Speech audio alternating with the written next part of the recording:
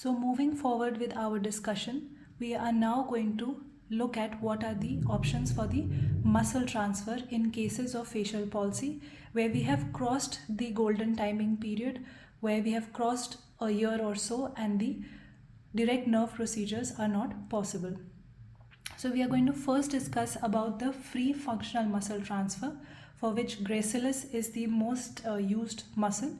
There have been descriptions of other muscles as well, the rectus abdominis, rectus femoris, latissimus dorsi, but the most commonly used one is the gracilis muscle. Now when we are talking about smile, we have to know how it works.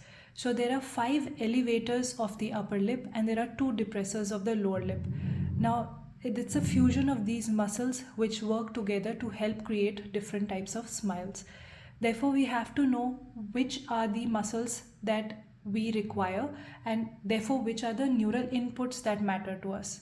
Because when we transfer a muscle, remembering our principles of muscle transfer, we should know that it is one muscle and one function. So we cannot expect our transferred gracilis muscle to work in place of all these 7 muscles.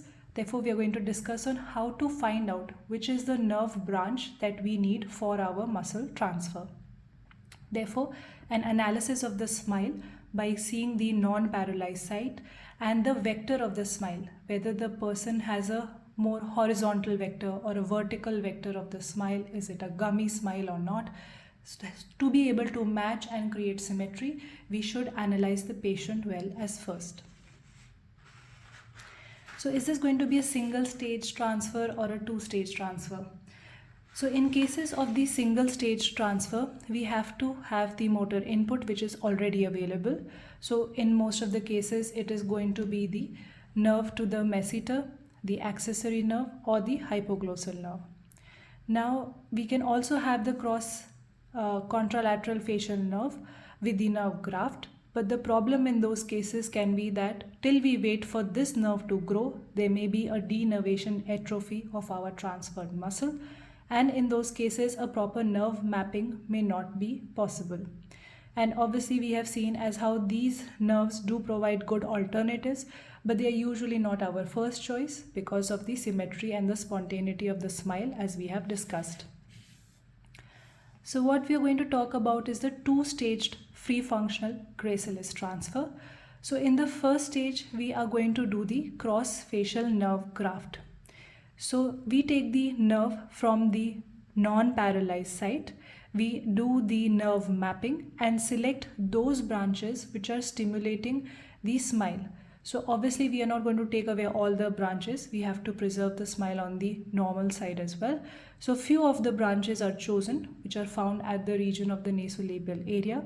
The mapping is done and then the reversed sural nerve graft is chosen.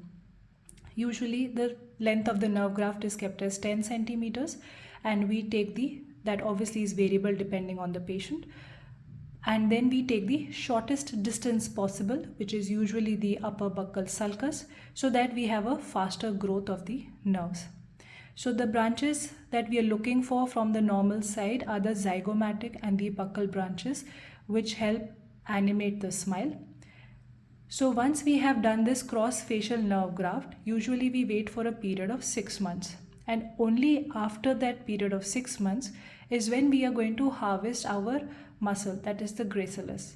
Because during this period, we are still waiting for the motor input to come. And once the motor input has come, we are going to take our gracilis muscle and transfer it for the smile.